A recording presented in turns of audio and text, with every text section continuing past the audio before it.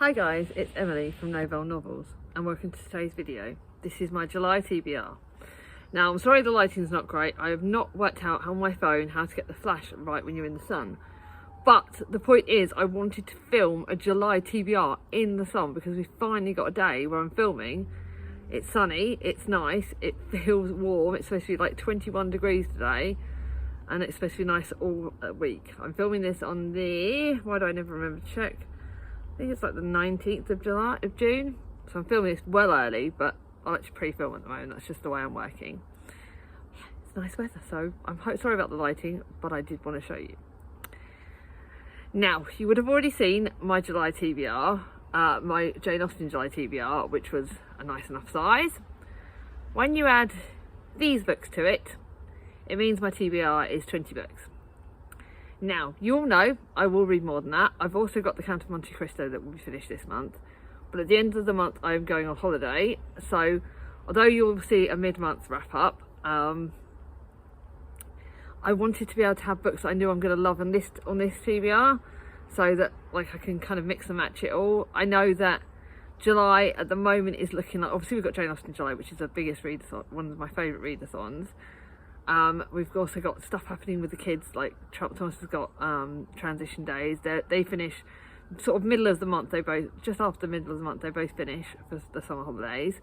And then at the end of it, well, like I said, we're going away for like 5 days. So reading, I'm gonna try and force myself actually to read, pardon me, a bit less.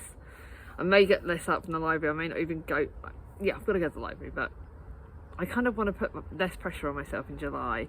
Because I don't want to feel like I have to get my TBR down. I don't want to beat myself up about my reading. I don't want to force myself to read when I'm tired. I want to be able to focus on enjoying the sun. Yes, for me, reading in the sun is one of my favourite places to read. I'm sort of sat in my actual... Right now I'm filming. I've got my chair. I've got the block that I like to put my legs up on if my knee's bad. I've got the garden. I've got the sunshine. The cat's out in the garden. This is my go-to place.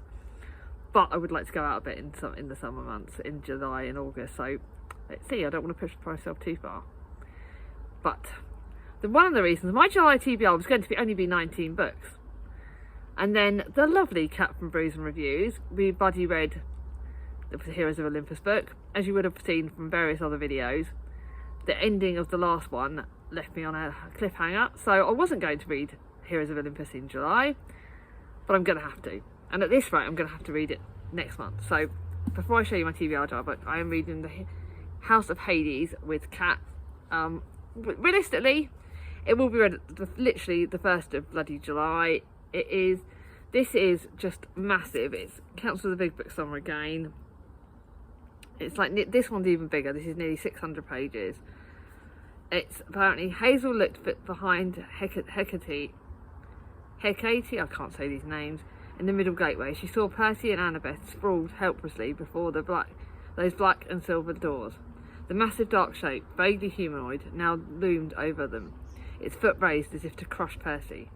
"What about them?" Hazel asked, her voice ragged. "Percy and Annabeth," Hecate shrugged. "West, east or south, they die." "Not an option," Hazel said. "Then you only have one path, and that is the most dangerous of all." And I think the last book is the Blood of Olympus. But this copy is stunning. I can't remember where I got this copy, but this is this was a charity shop one. But this is a stunning copy. It's beautiful. I'm loving this series. It's probably one of my favourite series of the year. So it won't be read at like 50 pages a day. It will be flown through, but I'm going to get you, Cat. Now, I've got 3 some seasonal books. I've got 2 series books. I've got one that Angie's running the FOMO book club, but I know she runs it on Discord, but I don't do Discord. But it's a book that I wanted to read, so I'll show you that soon. But the TBR jar did great this month, in June. It didn't do good in May. Let's see what it can do for me this month. God, I'm scared. I'm actually scared of my TBR jar, which is not good. Oh, non-fiction. This is okay. It is, I just kind of didn't know whether I wanted to do this. It is Untamed by Glennon Doyle. It is a non-fiction. Okay, so this is, for many years, New York Times bestseller of Glennon Doyle denied her discontent. Then one day at a conference, she glanced up at a woman, and 3 words flooded her mind. There she is. At first, Glennon assumed the words came from on high, and then soon it realised it came from within. This was the voice she'd buried beneath decades of numbing addictions and social conditioning. It's a memoir. It's just over 300 pages. I've got no idea what to expect. I have seen it all over YouTube, so no, not all over YouTube. I saw it, I think I got it last year in one of the charity shops, and it's been in my charity shop for ages, so I'm going to put that there so I don't forget this. It's my TBR jar book. But let's hope, I'm going to remove these now as well. Sneaky peek, so I got a bit more room. Those are the other ones, so these can go bye-byes because they're not going to get read. I don't know how I feel about that. It's non-fiction, it's a memoir. I hope it's going to go well. I try not to judge non-fiction too much, but I hope it's going to go well. Let's wait and see. The next one is historical fiction. You'll see a lot of contemporaries, but not as many historical fiction on this TBR, because I've got a lot of historical fiction on my Jane Austen July TBR, because that fits more then. But this is historical fiction. It's my book, one of my seasonal books. It is Fern Britton's Daughters of Cornwall. Now, some people said on my seasonal books that they've loved this author's work. It's 3 timelines, one in 1918. World War I is over, but Clara's fight for her family is only the beginning. Then 1947, Clara's daughter Hannah is in love for the first time. But like her mother before her, she realises that everything comes at a price. In the devastating wake of World War II, she must protect her baby Caroline. And then in 2020, Caroline lives a quiet life on the Cornish coast, but a devastating discovery threatens everything she holds dear. This secret could break her family apart, but only if they let it. So if I like this, I've got more Fern Britton books at the charity shop, and I will get more. So it's kind of good handy. I might try and read this towards the start of the month, so I know if I'll look for more when I go on holiday. Then I've got a Barbara Kingsolver book. Barbara Kingsolver is one of my friend's favourite authors. Prodigal Summer, and this is one, I thought obviously it's for summer, but I did enjoy the Poisonwood Bible. Not quite as much as other people. And I think I've read one other book by this author. Oh, I'm trying to think who won it. Yeah, I have read other books by this author, so let's wait and see what I think of it. This becomes a passionate story of 2 women from an alpacan farming community whose lives have profoundly changed over the course of one summer. Diana, a reclusive forest ranger, is caught off guard by a young hunter and must decide whether to sacrifice her solitary life for love. And Lusa, I hope I've said that right, left widowed by a terrible accident after only a year of marriage, discovers the possibility in acres which her husband left her. As their stories become intertwined, these characters can not only find connections to each other, but a sense of beautiful yet fragile land that they share. This is longer. This is about 450 pages. Type's a bit small. Got it in Ascot. I don't know. I got it in Windsor apparently. I'm trying to see if I have read any of the other books. I know we've got Lacuna. We had Lacuna at the charity shop, so I don't know what other books. But yeah, gonna give this a go. And then the last is a very, very much of a contemporary. It's P.S. Come to Italy by Nicky Pellegrin. Set in Italy. Nicky Pellegrin's a contemporary author that I like.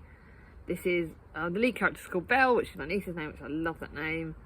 And when Belle's quiet, idyllic life on the coast starts to crumble, it's a stranger thousands of miles away in Italy who provides a shoulder to cry on. So when Enrico sends her a beautiful gift note with a signed off P.S. Come to Italy, she decides to follow her heart. Arriving at Enrico's palazzo on the beautiful Piaggia, why can I never say anything? It's clear that his life couldn't be more different than the one Belle left behind. Yet, despite his flashy cars and his glamorous warring family, she starts to realise that perhaps Enrico needs her just as much as she needs him. Sounds good. Just what I like. Then, like I said, I don't do Discord. I can't understand it. And Mia had a Discord account under my name, so I can't bloody set it up. Another one, I don't think. I need someone to talk to me about it at some point. Not a priority right now. But anyway, I saw this anyway. And I know that it'd been on in Waterstones quite a bit. So when I saw it in a charity shop, I like the sound of it. It's really good, actually, by Monica Heasey. It's apparently a funny book. Right now, I could very much do with funny books. Maggie's marriage has ended just 608 days after it started, but she's fine. She's doing good, actually. Sure, she's alone for the first time. Sure, she can't afford her rent. and her obscure PhD is going nowhere. But at the age of 29, Maggie is determined to embrace her new status as surprisingly young divorcee. Sounds like fun, apparently. It's got good reviews. Kind of okay-ish pages, nearly 400 pages. But it was all over like Waterstones, the shelves, and it looks like a laugh. And I could, let me do with that. So, yeah, definitely one I'm looking forward to. Now it's my 2 series books. The first one means I complete a series. Yes! You all know that I've been struggling with a series. The Galaxy, finishing my series. This is The Galaxy and the Ground Within by Becky Chambers. It's the last in this Long Way to a Small Angry Planet series. I loved the first one, loved the second one. I found the third not quite as good, so I'm hoping I like this one as much. When a freak technology, apparently they're all like interlinked a little bit, but you can read them as standalones. When a freak technological failure halts traffic to and from the planet Cora, 3 strangers are thrown together unexpectedly with nothing to do but wait. Pei is a cargo runner and with a personal crossroads, torn between her duty to her people and her duty to herself. Rovech, I can never say these words, is an exiled artist with a deeply urgent and longed for family appointment to keep. Speaker has never been far from her twin, but now must endure the unendurable separation. Under the care of Ulu, an enterprising alien, and Topo, her occasionally helpful child, the trio are compelled to confront where they've been, and where they might go, and what they might do for each other. Friendship, sci-fi, sounds quite good fun. It's the finale to the series. I like the fact it's not very long. I'm looking forward to it, but I'm nervous. I hope I like it. Then to a book that I bought recently. Again, it's a kind of comforty read for me. I know it's a wartime book, so I don't know how they could be comfort, but it is. It's an Elaine Everest. It's her latest book, and I think it's like the 3rd or 4th in the Tea Shop Girls series. This is the Tea Shop Girls at War. I love this series. It's different, a little bit different from the Woolworth Girls series, which I know you all know I loved. But this one, the Tea Shop Girls, and they have quite a few characters in it. So I'm not going to go into too much details because obviously this one is so far and it does interlink from the other ones. But it's set in 1942 with the country still at war, and the girls who work for Joe Lyons are praying for their loved ones. And it's about Rose, Lily, Flora and Anya. And I can't go into much more detail than that, but I'm loving this series. It's really, really good, and it's just what I need. So, and also once I read it, I've got to lend it to my mother because she loves this sort of stuff, right? Then to a book which I'm not sure if it's fantasy, historical fiction-y, or what it is, but I bought it at the Works ages ago, and lots of people have raved about it, and I know this author's got more work out now. How far would you go to find your story? Bookshop Books. It's got leaves on it. It looks stunning. On a quiet street in Dublin, a lost bookshop is waiting to be found. For too long, Opaline, Martha and Henry have been side characters in their own lives. But when a vanishing bookshop casts its spell, so magical, fantasy, that sounds good. 3 unsuspecting strangers will discover that their own stories are every bit as extraordinary as the ones they found in the pages of their beloved books. By unlocking the secrets of the shelves, they find themselves transported to a world of wonder where nothing is as it seems. This is longer, it's like over 400 pages. But I really, really am excited. I don't know what it is. Yeah, I really can't wait to read it. It's by an Irish author, so Leanne, you'll be proud of me. And it looks beautiful, and I can't wait to get to it. Then to a book that is kind of, I think it's a thriller, but I think it's like a historical fiction thriller, and I wanted to try this.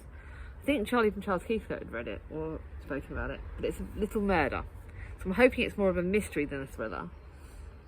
And it's, got a recommendation by Janice Hallett, who wrote like The Appeal, which I did enjoy.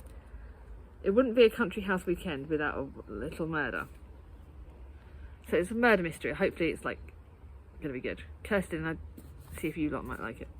One weekend convention, 3 conventional detectives. Right, so 3 rival actresses team up to solve a murder of a stately home in Lattice Davenport. The author, whose sleuthing creations of the 1930s, Dahlia Lively, has made each one of them famous to a new generation. I don't really want to know too much more than that. As fictional death turns into real bodies, can the 3 Dahlias find the answers to the murders among the fans, the crew, the film crew and the family, or even in Lettice's books themselves? hoping this is more murder mystery, and I'm hoping I like it. The Three Dahlias. So it looks good. Yeah, it's not too long, about 360 pages. Let's hope I like it. Because I've gone off thrillers, but I like mystery. So then the next two are very summer contemporary. This is by Jo Thomas. This is Summer at the Ice Cream Cafe. I love Jo Thomas's contemporaries. I found lots more contemporary authors recently that I'm really enjoying, so I kind of look for them. It's nice to have a selection of people that I know are not just my go-tos, my previous go-tos, but I'm developing new favourites. So this is a dream house. Becca Valentino is ready to escape the city. When she sees the perfect house for sale in her hometown, it seems like fate. Is this the chance to build the foster family she dreams of on the beautiful Pembrokeshire coast? I love the Pembrokeshire coast. A big mistake. Returning home isn't as easy as she thought, however. But family's beloved ice cream cafe has gone, turned into a soulless wine bar by a hateful ex-boyfriend. Reconnecting with her oldest friend, fisherman Griff, isn't as straightforward either. And when, instead of the young children she expected to take in, two wary teenage boys appear on the doorstep, Becca fears she'll make the terrible mistake. A recipe for change. But an old family recipe book is just the inspiration she needs. Soon, with a little help from the friends, old and new, Becca is selling mouth-watering homemade gelato from a pop-up cafe on the beach. But then disaster strikes. Will the Valentino family legacy be lost forever, or will Becca create a new recipe for success? Sounds really good fun. Then the next one is Charlie and Vicki, my two sisters' fault. Basically, Charlie wanted me to get this at Waterstones. This is More Confessions of a 40-something fuck-up. Charlie recommended it, and then I think Vicky's actually, my youngest sister's actually read this and absolutely loved it. I found Confessions of 40-something fuck-up good, but I stupidly gave away my copy because I didn't think I'd want to reread it. And now there's a sequel, and I'm now kind of regretting I might have to go and buy it again. Why do I do this? This is the story of Nell Stevens' struggle through her imperfect, messy life. Though through her imperfect, messy life, doesn't just make brilliant fiction, it's turning into a cultural revolution. Nell's life is still not going to plan. She's still asking the big questions and getting none of the answers, like, why is falling in love so easy but staying in love so hard? Where do you go when your friendships are put to the ultimate test? Can we really live in the moment and leave the past behind? Then, when everything goes tits up, do you fall apart or jump on the plane to LA with your BFF Cricket, an 80-something or a widow? And when all else fails, will the celebrity-scented candles, smashed avocados and Instagram filters save us? Sounds like a great laugh. This one is big. I'm tempted to take this one on holiday because this one does look like a bloody good one. And then last but not least, a fantasy which I really, really need, and my copy was on the shelves for too long. It's actually feeling dusty. Legends and Lattes by Travis Baldry. I know that Bookshops and Bone Dust is the prequel to it, and that I don't think that's in paperback yet. But I know that Kirsten loved this. I know it's like a fantasy that a lot of people have loved, and I know that I love fantasy at the moment. After decades of adventuring, Viv the orc barbarian is hanging up her sword for good. Now she sets her sight on a new dream, opening up the first coffee shop in Thun. Even though no one there knows what coffee is, if Viv wants to realise her plan, she needs the help from unexpected quarters. Yet rivals old and new stand in the way of success, and Thun's shady underbelly could make it all too easy for Viv to take up the blade once more. Everyone knows about this book. I'm really excited by it. So, I'm really excited by buying my books for July. They are just what I need at the moment, and I am really bloody excited. But, if you got to the end of this video, leave a sword emoji because it's for the Legends and Latte the sword. Let me know what you're reading in July. Are you still doing Jane Austen in July? What do you think of the books that I've got now? Which ones do you think I should prioritise? I love chatting to you all in the comments. If you've liked this video, give it a thumbs up. If you're new to my channel, not subscribed yet, ring on my ding-a-ling, and I'll see you all soon. Bye bye.